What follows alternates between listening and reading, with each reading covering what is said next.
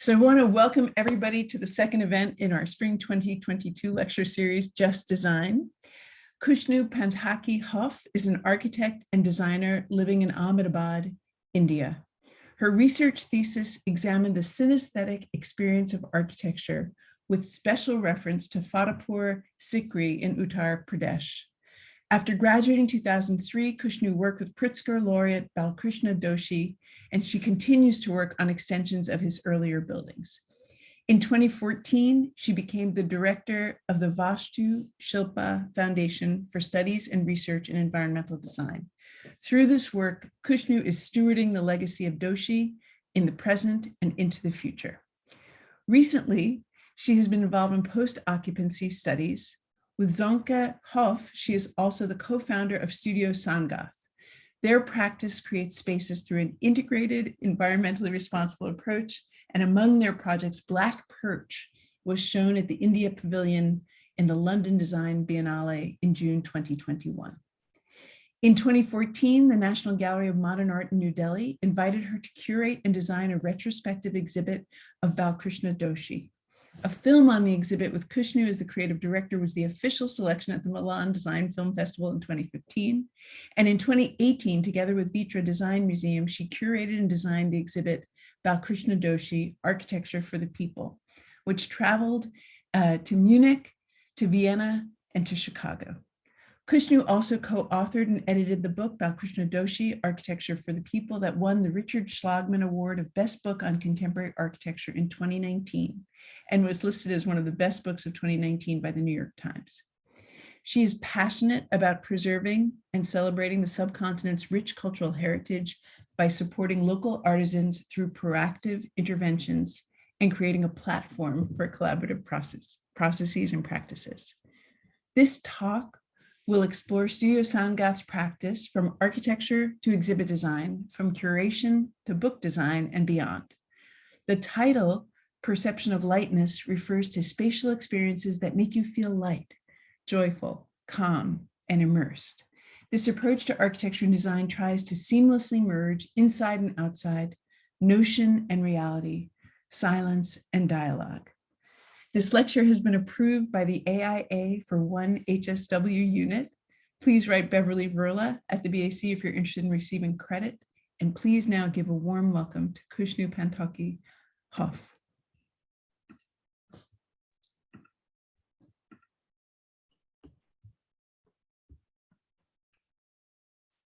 Thank you so much, Karen, for the very kind, introduction. It's an absolute pleasure to be here today with, amongst all of you to share, whatever I have, my experiences, my learnings, and, some of my work, since we have like 45 minutes. Shall I start by sharing my screen? Yes, please. That would be great. Yeah. Okay.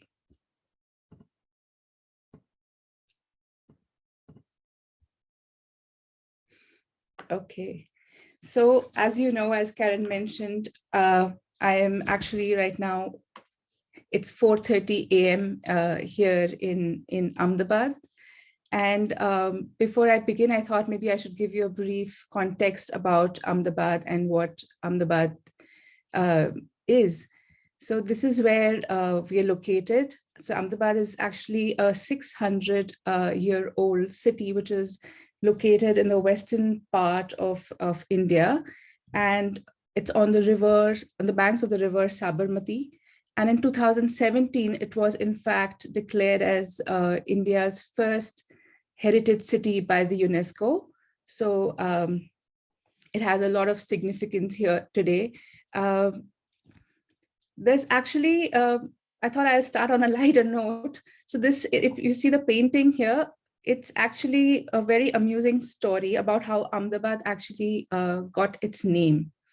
So it was actually in 1411 that Sultan Ahmad Shah, who was a Sultanate of Delhi, happened to, he was passing by and marching through Western India to conquer new kingdoms, during summers. And Ahmedabad, as has a very dry and dry climate most of the year, with temperatures rising up to almost 45 degrees during summers. So he got exhausted, and he decided to take a short break at the banks of the river Sabarmati. And while he was resting there, he saw one of the most astonishing sights. He saw rabbits chasing dogs. And he was so impressed by this timid animal's bravery that he thought that this land must be having some mystical powers, and he decided to set up his own kingdom here and build his fort here. And that's how Ahmedabad, actually gets his name from his own name. It means the city of Ahmed. So I thought it would be nice to actually where I'm from, and what the city is known for and how it got its name. Ahmedabad actually today has kind of become also the architectural capital of India, so to speak. And we have a rich mix of not just the Indo-Islamic architecture, but also a lot of modern architectural buildings, such as, and most important ones, by Louis Kahn and by Le Corbusier. Also, it is a land of Mahatma Gandhi, who was one of the main figures of the Indian independence movement, and he spent close to 15 years during the Indian freedom struggle in Ahmedabad. And the ashram again was named after the river because it was on the banks. So it was called the Sabarmati Ashram. And even today for me, it is a great lesson in a frugal way of living, cooperation and participation. I think whenever one gets lost in the noise around and you go there, you feel a sense of calm and quiet, and it is very inspiring. Like, it's really questioning what you really need in life, simple joys of life. And I think it is a place to really go and introspect. These are some of the images from Ahmedabad. This is actually right outside my house. Again, these kind of things fascinate me even today, even though I've grown up around this. But it fascinates me how the city can really, absorb and adapt to various activities. And it's a great lesson in terms of, coexistence and sharing, so to speak. And this is, again, another photograph that, again, I took outside our office, our studio space, where you can see the monkeys, how they coexist with the little, vendor there selling tea.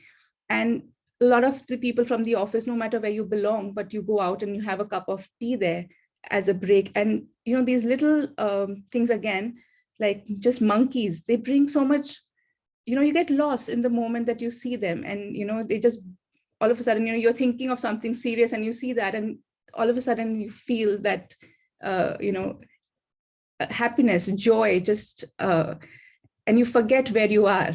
So I think these are the things that I find really fascinating. Another aspect that I have always enjoyed is also observing the human behavior patterns whenever I'm traveling to different places. And I love to see how people interact, how they socialize, how they express themselves, how they use space as such. And I think the kind of elements of design that encourage these, these chance dialogues and encounters, I think are something that I try to imbibe.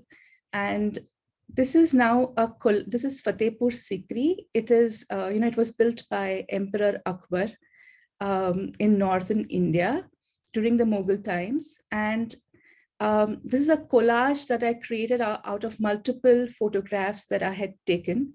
The idea, I was trying to get an idea of how, trying to express how I experience that space, because, we never experience space just, when we are looking in all kind of directions. And especially this particular monument now is something that is, even though it's a palace complex, it's very intimate in its scale and has these constantly shifting vistas and this non-linear movement patterns. through juxtaposition of the buildings. There are thresholds and there are these transitional spaces. There's a layering. And I think those subtle experiences, they act as pauses and, hint for initiating, dialogues. And that has also become a constant effort in my own practice to actually, create time, for casual distractions by creating a certain kind of spatial experiences and lessons that, that I have learned from all these places when I travel. And I think the learning continues every day. It's like every day you discover something new. So today I'm going to present 3 very different projects to you in terms of typology. One is a residential project, and also the first project that I did after graduating. The other is an art gallery. And the third is about the exhibition that I designed and curated. Though they are all very different in terms of the typology and the discipline, they're all interconnected in the way that, the idea about what is it that really, pushes me to do what or what is it that I'm trying to do.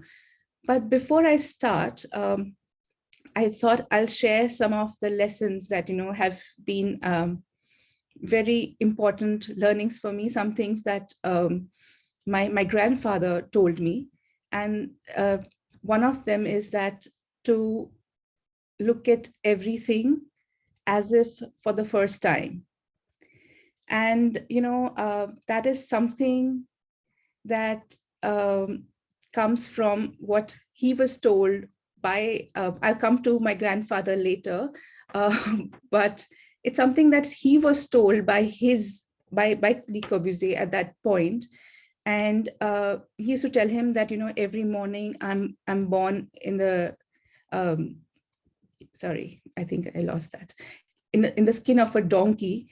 And so, I'm born without any, so if you wake up in the morning without any baggage, without any fear, then the only thing that exists is that feeling of lightness and of joy. And then, you will always try and do, you'll always be able to think freely.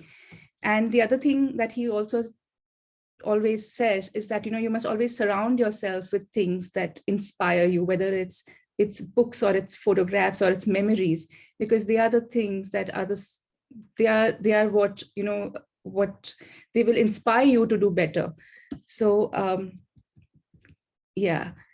So I think my constant endeavor has been to design, with joy, to design for joy, because it's only when you feel immersed in that moment that, you can actually, you can explore your full potential. And I do feel, and I'm sure that all of you might have also at some point or the other felt when you visit a place and how that a space can make you feel, literally like once you release the corners, when you don't feel boxed in, but, you literally and metaphorically, it kind of cheers you up and it, energizes you in some way. So this is the first project now that I would like to talk to you about. It's called 55 plus 56 Sumeru. It's my first project that me and my husband did in 2004. And so my husband, Sönke, he's from Germany, and we met in India, and we decided to settle down in Ahmedabad. And we took this, it was our first project and a challenge for us to ourselves, actually, to reinterpret the traditional pole houses in the old city of Ahmedabad. We were questioning that what would be the contemporary expression of a traditional house in the city. So to give you a brief context, this is the plan of Jethabhaini pole, which is based in Ahmedabad. So the pole houses in the old city of Ahmedabad are, essentially they are colonies which are characterized by densely clustered rows of houses which share parallel walls, like load-bearing walls, and they are flanked around meandering streets and, and have open courtyards inside. And these streets in the poles, they often become an extension, like if you can see in this plan here, they often become an extension of, the living room spaces where, the day-to-day drama kind of unfolds. And these are generally 2 to 3 story high, and they're mainly of wooden structure and load-bearing masonry walls, as you can see in some of these plans. Another very important, this is an image of a courtyard within these houses. These are typically, again, around 5 meter wide, and they're about 20 meter long.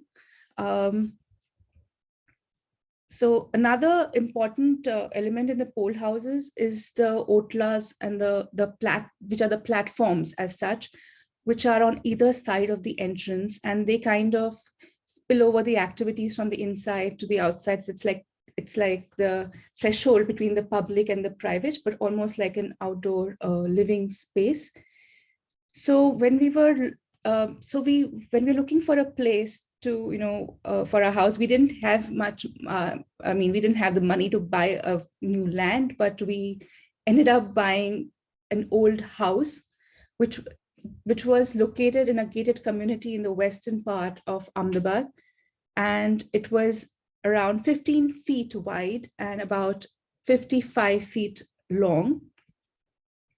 So like you can see, so this was the one in the light gray is the house that we bought. So like you can see, there are houses which share these common walls here. And it was a partially load-bearing frame structure. This is what the house was like when we bought it. And so we decided to kind of break down everything that was there and, kind of make it into a clean slate. And the process of like breaking it down was mainly to open it up to more light, to get in as much light as possible into the interior spaces, and also to kind of create a layering of spaces, and at the same time also play with the ground. So we even dug into the plinths, and we were trying to really see what a contemporary expression would be for this house to suit our lifestyle, because we wanted our privacy. We didn't want to be on the street like in the old city, and yet have a similar character to the space. So here you can see like these are the walls that we broke down, and then that's what we were left with. And then we added walls to that, and that's what then happened. So we created courtyards on either side and raised the walls of the houses so that we could get in light, which would kind of reflect into the house. Then, as we would have it, our neighbors were moving out, and we bought that house from them, and we again converted that into, we again did the same process. And then this is what we kind of ended up with. So now the house, even though it's very narrow, by adding the courtyards on 2 sides, we kind of extended the space much beyond what the house was like. So it feels much more spacious than what it was. This was actually also a house for the lower income group when we bought it. So it was like each unit had 3 bedrooms. We converted into a 1-bedroom house each. So we really tried to, kind of, and we created small spaces like, if you can see, like we needed a library. So this is the main narrow entrance, which is almost like the alley in the old city. That's what the house became. So basically in the living spaces on the ground floor, all the interior is made of Kota stone, which is a local sandstone. And it's as if it's emerging from the ground, and it forms opportunities to kind of in different places to sit, and it adds a continuous flow to the space. And then we added walls and arches and columns at different locations to kind of again define spaces and create smaller pauses within that. So to also to kind of twist directions and create some moments of surprise. This is a section of the house Now, like you can see, again, there are again references to the old houses of the old city, where you had these openings in the courtyard to look down. So we tried to reinterpret that, but in a different way, and created a light well there, where again we got an indirect light. So like I said, the courtyards now become a part of the living space, and that's the one, the birds, is where the light well is inside in the center of the house, which gets in light into the study, and that's where I'm sitting right now without the light. And then on the top floor, in order to modulate light, we added wooden lures, so you could modulate the view and the light. And if not, you always got in diffuse light from through skylights within the space. And that's now the library space, which is actually just 65 centimeter wide. And that comes about from, it's similar to a compartment in a train, so it's a very narrow space, but it has books, so you can walk around. It kind of acts as a very intimate space to read. And that's the terrace again. And then these are the courtyards that happen, which kind of, so this house has grown with us, for almost, as our family grew over the last years. And there's a very, a personal note that I had happened to have a surprise visit by a very well-known Indian architect, Charles Correa, who happened to visit us at some point, and he passed away a few years back. But I thought that, as a homage to him, I have to show this project because of what he wrote. So he wrote down something. He was very reclusive, so he wouldn't really write anything, but he came here and he wanted to really write something for us. So, and he specifically mentioned that I must share it. And so so I thought I should just kind of put his note there as a homage to him.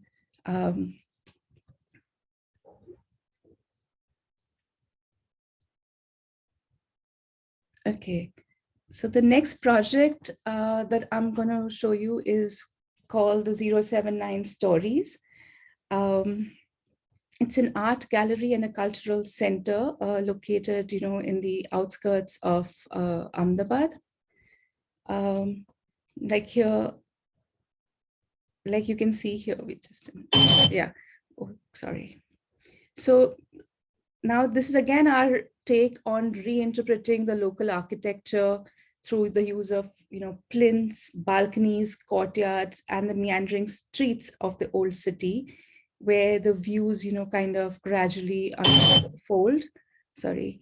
So this is the old city, the openings, the balconies. You're overlooking from the first floor into, onto the street. So this is the plan of the. So the main idea was to create a space that could adapt and, kind of initiate dialogue between fine arts and varied forms of performing arts, such as theater, dance, music, and create a space for contemplating various possibilities of the arts. So in order to do that, accommodating these activities, gave rise to, we thought that the space should be flexible in nature. And so we decided to kind of create a street on the ground floor, which had, which was flanked by a cafeteria, a co-working space, office spaces, and the amphitheater, which were all connected by the internal courtyard. And then on the top floor, we had the gallery space, which with spillover spaces overlooking the amphitheater and the courtyard. So they kind of all interconnected to each other. So this is the building. And although it's essentially a cube from the outside, it slowly becomes more porous towards the inside where the amphitheater is located. So that's the main entrance. So it's very much like in the pole houses, how you enter.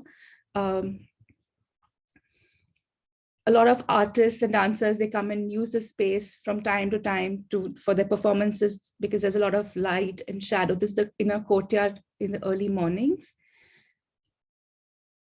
And that is what happens. So these are the kind of, so they are very subtle gestures of my interpretation of the old city in terms of, creating little balconies. But again, the way it's done is different than what it is in the old city. So it's really about taking an idea and trying to,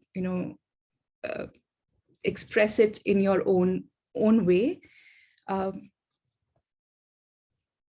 So although the material palette here is also very minimal, it's just we've used natural stone, and all the walls inside are white to give a feeling of it being carved in, because from the outside it's a cube, which is, again, it's colored in red oxide. So these are some of the images of the courtyard as you move and how the space unfolds.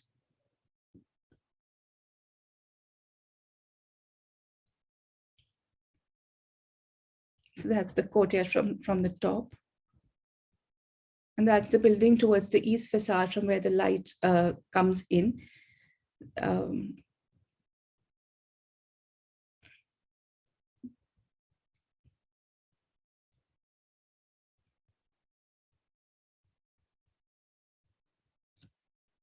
So, 079, it was named after the city code of Ahmedabad. So the idea was to really encourage people to come and to narrate their stories and share their experiences. And they constantly have different performances and art exhibitions. So it has really become a very important center in Ahmedabad for people.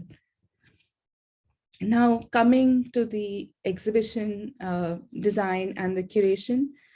So it was in 2013 that, I was approached by the director of the National Gallery of Modern Art in New Delhi to curate and design the retrospective exhibition on the work of the Indian architect Balkrishna Doshi, who happens to be my grandfather. I had never really curated any exhibition before, and nor had I done any work in exhibition design. But, having worked with him for almost close to 2 decades, and, have traveled with him for even longer, and I worked on his autobiographical writings. And that is what the director felt was that, it would be good if I would curate it, because I could correlate his life and works. But frankly, I was really apprehensive because, and I think it has taken me a very long time to really come to terms with and say that, yes, I'm related to him, because I think it's not easy when you are related to somebody who's such a towering figure. Life is not easy. But anyways, after much persuasion from the director, I agreed, but I told him, that I'll do what it takes, but I don't want my name anywhere. And to which he just told me that, yeah, we will talk about that later. And that never happened, of course. But so later the exhibition traveled to Shanghai, and then we adapted it together with the Vitra Design Museum again for their campus. So to give you a brief background of Doshi, well, he comes from a traditional extended family where 15 to 20 people of the family lived together in one house, which was constantly kept on adapting, modifying, and expanding over time.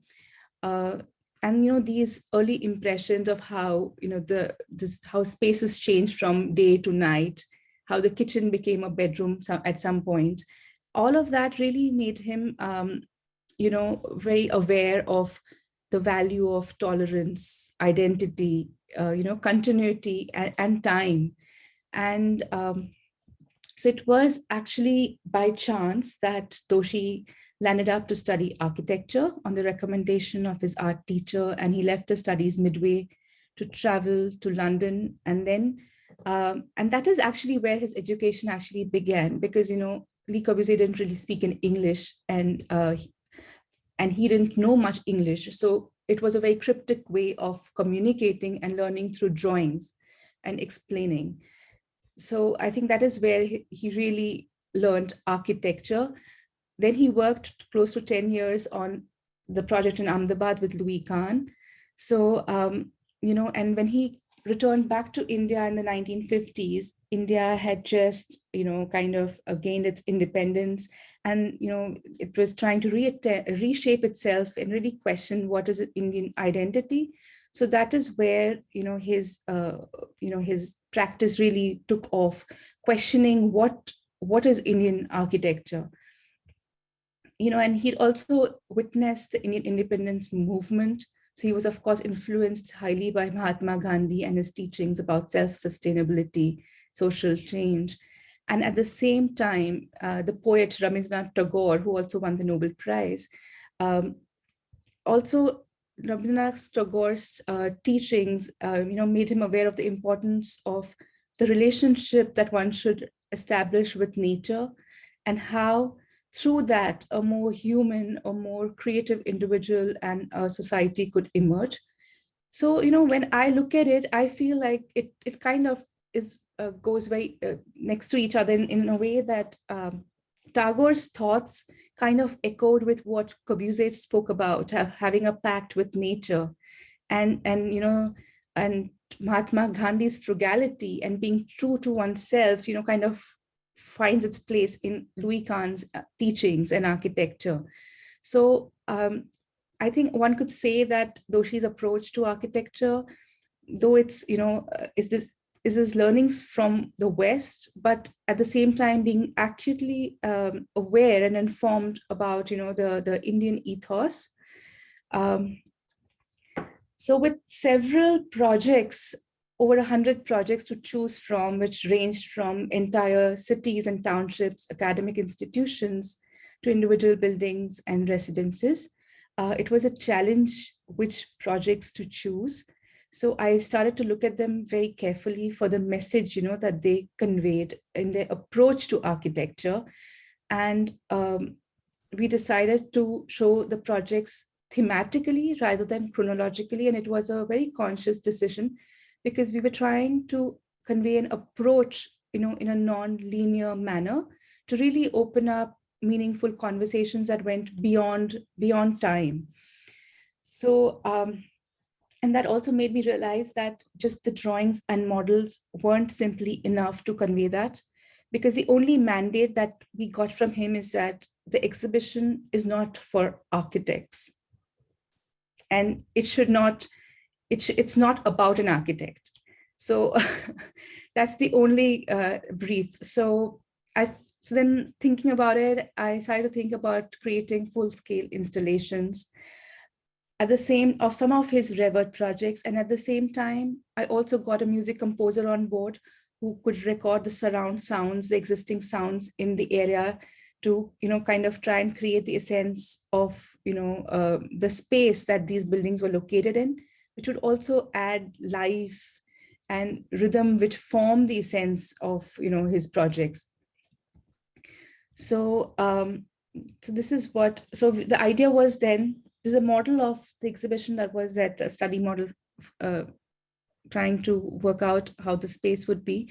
So the idea was to create really an architectural landscape within the museum and the gallery spaces, with installations, full-scale photographs, which would kind of touch upon, the non-linear movement and the play of time that is there in his buildings. He often tries to create occasions where to expand time, to contract time, so that, you pause, sometimes you walk faster. It kind of, even without noticing, the space does that to you. Because, like we are all aware, architecture, is not really perceived in just in 3 dimensions, it's in 4 dimensions. And it's very important for us kind of to understand that we're never static in a space. Even if we are standing, even if we do pause, our shadows move, our eyes move. We feel the warmth and the embrace of the space around us. So that became really very important. Like how does one really do that. So while designing, we made several physical models and 3D models as well as physical models to understand the museum space. This is the Vitra Design Museum. And to try and understand the relationship between the objects, the drawing, the installations. So all of this, through various trials and errors, and it has constantly been my effort in every museum to try and create that feeling of warmth, that belonging, to have a sense of joy of, through exhibition design. So these are the plans of all the 6 venues museums where the exhibition was shown in the last 6 years. So it's traveled to 6 countries and like 3 continents. So one can see how, the installations in each of the space kind of became the anchor points in all of these spaces. And they all had very different character to them. So I think that was again a challenge compared to the building, Gary's building, to old stables in Vienna, to Munich, which had a linear building, which again, you have to think about the way you walk, what you will see when you walk towards the end, and then when you turn around, what is it that you see? Because you have to still keep the visitor engrossed in whatever you have to show. So these kind of became the anchor points. The installations are the blue dots where they're located. So how they kind of directed your view and created that architectural landscape within the museum spaces. So the exhibition actually comprises of 4 themes. The first theme was about home and identity. And here we were trying to look at projects by asking very simple questions like, where is home? What is public? What is private? How do you engage with the community? How do you create a sense of belonging? Because a lot of his projects are to do with townships, are to do with housing for the economically weaker section. So one is the projects that we were showing. The second was, how do you really express that through the exhibition design? So what we did is we created the entrance to the exhibition. In all the buildings, you entered through a fragment of Doshi's own house.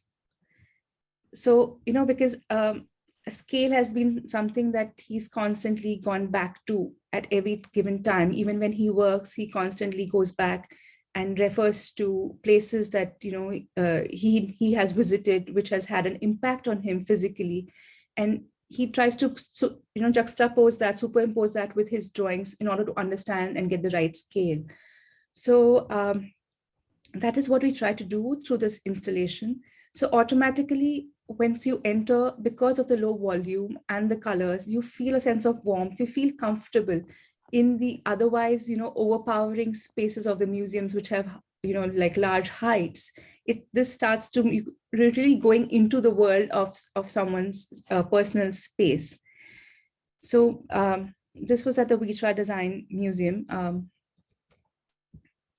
So also Doshi's approach to housing, emphasizes the relationship between individual freedom and collective identity. So here the projects that were chosen were the ones which spoke about housing, which provided maximum flexibility and convertibility at low cost. So what happens is that they are all looked upon as projects with a participatory approach by the inhabitants, like where they can kind of modify and adapt their house as per the changing needs over the years. And this, he believed, would create a sense of belonging amongst them and, and the communities, and blur the boundaries between the different economic sections of the society by, and also kind of bring about social change. So these are the images of the exhibition and the theme at different locations. This is in Chicago. This is in Munich. The model that you see in the corner is of the Aranya low-cost housing, which I thought I should maybe explain a little. So this is an interactive model that we made. Aranya low-cost housing project is based in Indore. It's in central India, and it was for the economically weaker section, meaning for the the slum dwellers in the city. So it was based on the concept of providing a 30 square meter plot through a lottery system, and it was done together with the government and the World Bank. So they were provided, each family was provided with a toilet block, a plinth, and an electrical connection. The idea was not to, because they need to also to empower them. So the idea was that they would, as and when they would have the means, they could start to build their own house on that plot. And he suggested, also to have a cottage industry within the settlement, to where, they would produce these different elements. It was almost like a kit of parts, like almost like Lego, like they had different railings, they had different staircases, and that the people could pick them up and create their house when they had the means. So it was to empower them from being in the slum areas where they actually lived in small houses and in shacks also at some points. So this was giving them employment opportunities, as well as just the fact of security of having a land to yourself, and how that completely changes the way you perceive your life. I think was something which was which was kind of path breaking at that point. And there were 60 demonstration houses which were created. So, and these people now no longer belong to that economically weaker sections. Their children go to schools. So their lives have really improved and changed. So we wanted to kind of demonstrate that aspect of this project in the exhibition again, and thinking about it not as an architecture exhibition. So we created this model of which was,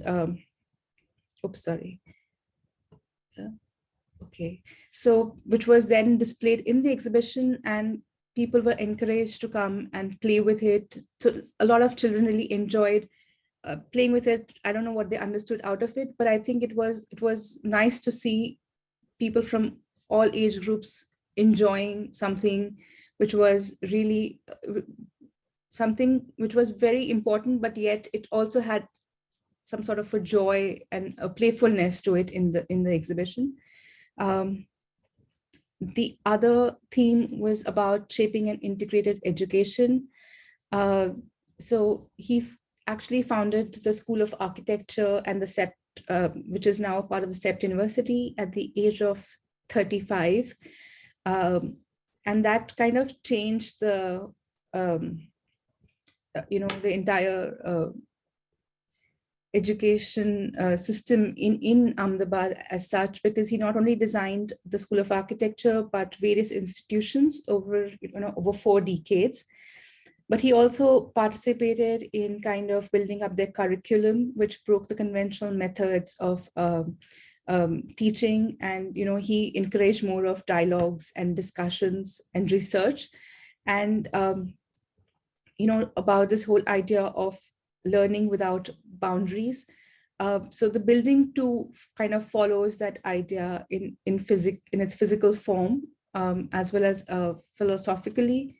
So the layout of the campus, kind of, as you can see, there are buildings which are like here, there's the Gufa, there's the School of Architecture. Gufa is that the model on the left-hand side. So this is the School of Architecture, where one can see, kind of how the ground is left open. It was built on a brick kiln. So it has load-bearing brick walls, all very orthogonally placed, and it has north light on one side. On the other side, it all opens up into the places for the students to kind of have discussions and display their projects and works. And this is so after 30 years after doing the School of Architecture on the same campus, he was invited by his friend, a very famous artist, M.F. Hussain, to build an art gallery. And considering the campus, the heat in Ahmedabad and all, he decided to make it a subterranean structure. At the same time, he wanted to challenge the students because this was on the same campus as the School of Architecture. And he was trying to really now break from that and, challenge the students. So he decided that, okay, I'll make a building without any foundation. It'll not have any straight walls. And what he was trying to really do is to, again, question fundamental concepts of architecture, including what is the meaning of function, what is the meaning of space, what kind of structure should one have. So in order to do so, he created this gufa, and which is a cave. Gufa means a cave, and so it was challenging also his friend, like how he would put up his artwork in this space. The main challenge actually came when, when they had to build this, because it was drawn on the computer for the first time, but the local construction workers refused to build it because this is completely a ferro cement shell structure, and they didn't have the skill to do that. So we had to get unskilled workers from the tribal villages around to actually build this with their hands. So again, it was bringing two very different worlds together. It was, computer aided, but built by really unskilled laborers. So we decided that for the exhibition, it might be nice to actually demonstrate how this was actually built. So that's why we ended up, really taking a fragment of it, trying to work out like what would be the right scale for the exhibition. We made various models to understand what, like scale, what fragment to use. And then we got the same unskilled laborers to kind of construct it for us. And then this is now in the exhibition. So we wanted to kind of juxtapose that gufa with the School of Architecture, because there's a conversation between the two buildings. One is, really following all the rules of what you're taught in the school, and the other was kind of defying them. So this is actually the School of Architecture's double staircase, which is, also kind of acts as a symbolic gateway and a space for spontaneous discussions and interactions. So we kind of created a full-size photograph of that to support the installation of the gufa on the other side. These are actually his old students from his earlier batches, who went to the exhibition, they kind of really, it was really a very emotional movement for them, and they actually kind of posed there for the photographs. So this was then the model in the exhibition. This was at the Vitra Design Museum. This was in Shanghai. That's in Vienna with the same. So in every space, I think, it kind of, and this was in Chicago.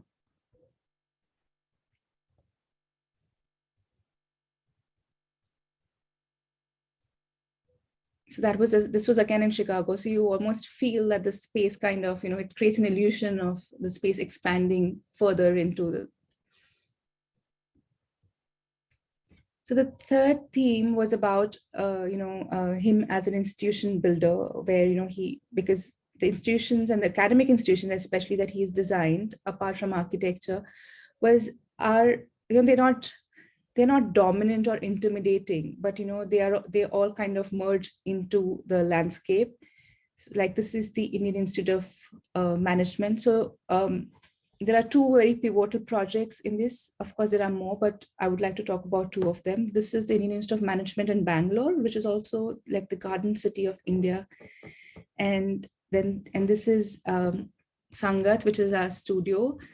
And all of these, I think, the way in which he built this, they respond to the present times through reinterpretation and understanding, of the traditional architecture. And especially the Sangath studio is very important, because it's like it was a climatically responsive architecture. It has this double shell concrete barrel walls, which were insulated with, hollow ceramic cylinders and glass wool, which kind of helped cool it down. So even today, the amount of energy that one really requires to use is really half of what one would require otherwise with 45 degrees outside. So it's naturally cooling in that sense, and there's ample of natural light, which comes north light, which is a reflected light, which comes in to the studio spaces. So one doesn't really require lights during the day. So, the forms of all these spaces, even though they on plan, they kind of appear to be very finite and very well defined.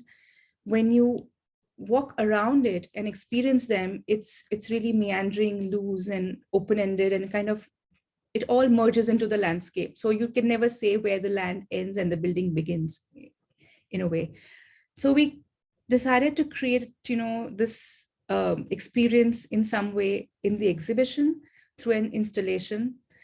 So when we started with the actual studio space, and then we thought that, that wasn't really serving the purpose of, we didn't want to really just recreate it, but do something more to it. So we kind of tried to create an illusion. And for that, we created a false perspective of the installation, which went from full scale to half scale towards the end of it. So we were also trying to create an impact of space in relation to our body, the movement of the eye, and also to realize even if it's a person who comes from a different background or a child, and how they walk in and they almost realize that their head is, touching the vault. So we were just trying to create that element of surprise through that. So again, we tried to recreate that. It was for the first time that we were doing that. So we created lots of drawings to understand how it would be, also to share it with the museums about how they would finally build it, because all of this was made in Ahmedabad. So we were really trying to get a sense of scale while we were, what it should be, and that is what then finally happened in the exhibition space. We even use the same materials that are used in the building in Ahmedabad. So, and then in order to, this was at the NGMA exhibition in Delhi.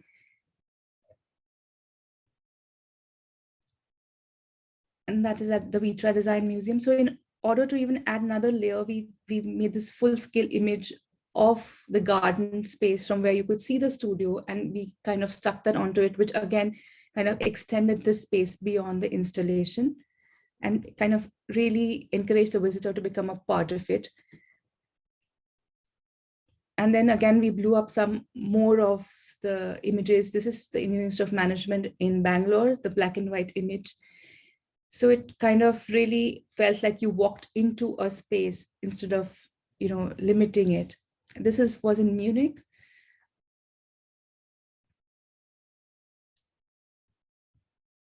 And then we come to the last theme, the fourth one, which is about creating a livable city. And that in that theme, we spoke about, and we showed projects which kind of shape the city and the symbiotic and participatory relationship that citizens have with the city. And through that, we would, it was through an understanding of not just the ancient town planning principles and the contemporary needs, but also an emphasis on movement, interaction, and also taking the contextual realities such as climate, material, and landform into consideration. And these are some of the images of that theme from the exhibition. This was at the NGMA, where we recreated a gate that he'd designed. This was at the Vitra Design Museum, again, trying to really, there were certain walls which we created in terms of the exhibition design, which would kind of bounce off light, and the way, so you have a feeling of being in an urban, in an old city in India. This was in Shanghai. And we also recreated some of the doors that he designed, some of the hardware, like the handles. So we were really trying to, make it a more immersive experience.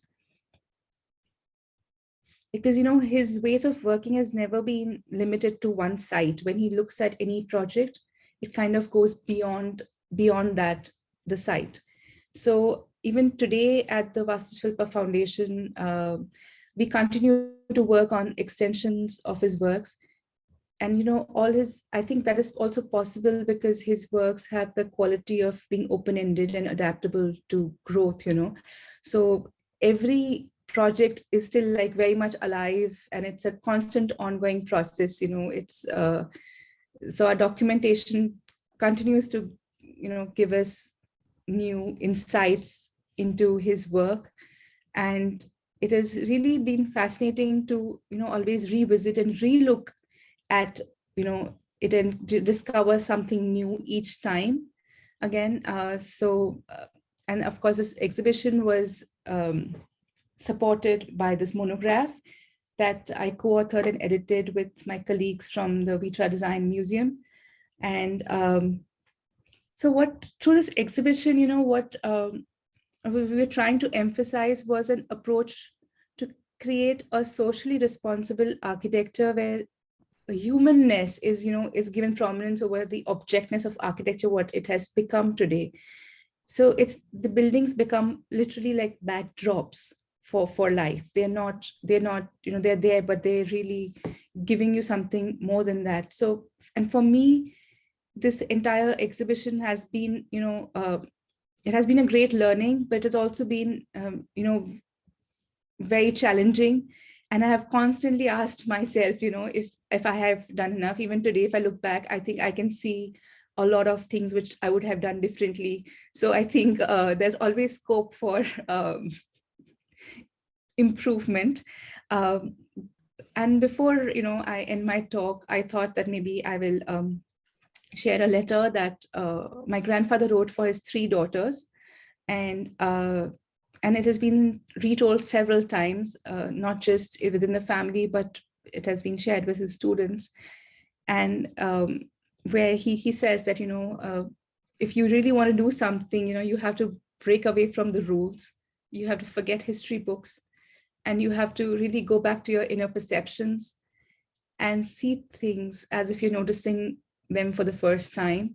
And it's only then that you will be able to do something, you know, of your own. So I would like to just end at that note. Thank you.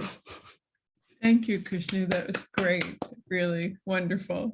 I think I'm not sure as you're presenting if you could see all the student and audience comments about the richness of the work you shared with us, but students were saying beautiful transformation, what, you know, splendid drawings. One of our faculty members is teaching about spatial threshold, so he's just jumping up and down that you're showing and sharing the same language with these beautiful photographs and drawings.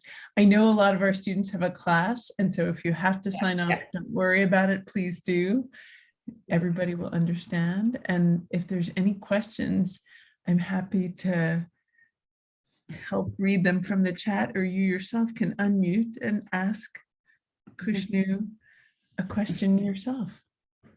But it was amazing. Thank you so much for walking us through all those great works and introducing Ahmedabad and its history to us. And it was really helpful. Any questions? Can I ask a question? Yeah. I'm sure Iman has her hand up, and then you. Iman. Yeah, first off, thank you so much for the great presentation. It was really eye-opening, I think, especially the first residence. It was incredible how the walls fitted with the outside, and it really felt like the ground was coming up. I think that was wonderful. I had a small question actually about your background and where you really realized that architecture was something that you wanted to follow. Yeah, so, you know, I have been since childhood, I have been spending, you know, all my summer vacations with my grandparents, and in our family is full of not just architects, but artists and writers. And my mother is a textile designer. So design was something that I always kind of had an inclination towards. And I like, you know, even without consciously realizing, I was constantly surrounded by things which belong to designers. Like, you know, like I grew up reading books by Leo Leone, and I kind of we used to have breakfast in these plates which came from Italy, which were designed by Massimo Vignelli. And I had no clue of that at that given point in time. But there was something about these objects that, I was surrounded by, which really kind of inspired me. Then I was sure I wanted to do something in design. And then, of course, traveling, most of my summer vacations was spent with my grandparents. And we traveled to lots of places, just seeing them observe and touch surfaces. I think I don't know how, but I think it was just like, there wasn't a question. It was just like a natural path that I just kind of thought, this is what I want to do. Exactly. Thank you so much, actually, because it's That's interesting to kind of know, where everyone has gone through to kind of go towards an architecture background. But thank you again for the incredible presentation. It's very inspirational. Okay, Tyrone has the next question, and then Catherine Killia. Was kind of going towards what she asked first, but I came with another question. Which of your projects that your finished project really inspired you to go for more? I think if you ask me, that's a strange question, because I think every project that I do, when I look back, I always see room for improvement, and there's never an end to something. So I think, but of course, I think your first project is always very special to you, because you're really just out of college and you're really trying to explore and do something. And you have these ideas that you want to kind of exploit. And so I think my house in that sense is something which is very close to me, and I think it's never that, I think you're always questioning yourself, at least I am, and I'm constantly trying to see what I could do better so it's a process. I think with everything that I do, I feel I can do something maybe better, or so yeah. I don't know if that answers your question, but That's great. I kind of see it that way too, because my first assignment I did in community college, it kind of inspired me to do more for it. You're so focused in it, you're like, okay, you're in the depths, and you cannot get out. So that's a good explanation. Thank you very much. yeah. All right, Catherine. Hi, thank you for thank you for this awesome, presentation. I too am very passionate about social change and using architecture as a means for social, institutional, systemic behavior, all the changes. I wanted to know, so one quote that really got to me earlier was your design with joy and design for joy. What was your most, or what was the project that produced the most joy for you?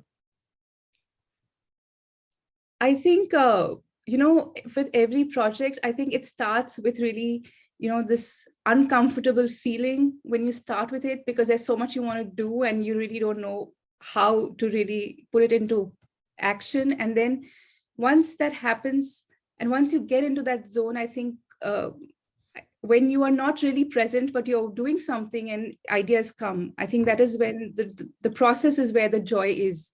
In the process of making things is where the joy, that is where it comes for me. And I think when you feel that from inside, I think it's also very intuitive in that sense. And then that is where, and then it kind of reflects. I think mostly, when you see people enjoying the space that you have created is what finally kind of reaffirms your faith that you are doing something right.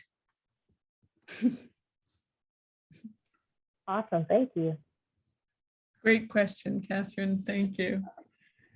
There's a question from Bailey Samber. Did you ever have a moment where you felt stuck in your career? And if so, how did you shake that feeling? I think we feel, as architects, we feel stuck all the time. So how do you shake yourself out of that? There's so much that one wants to do, there's so many ideas, there's so much to explore. Sometimes it's, you get stuck because you want to do something and maybe you don't have the financial means to do that, or you want to bring about some change and you can't really, you don't have the right people to support you in doing that, especially so I think feeling stuck is a good feeling now after all these years, I feel, because that means that something is happening, something is brewing. So. Good. Yeah. That's great. And another student asked, how do you get unblocked when you feel blocked in the design? I think you just wait it out. You just do other things. I think when you forget about why you're blocked and you start, doing something else, you go for a walk or you cook or you start drawing, and subconsciously that block goes away at some point, and you unblock yourself. All right. Well, we're just so delighted to have this conversation spill over into the community, and we can't wait for it to continue with you curating the exhibit at the BAC for this autumn. So thank you again, Khushnu, for putting this presentation together and waking up at 3 in the morning to do this. He's on mute if you want.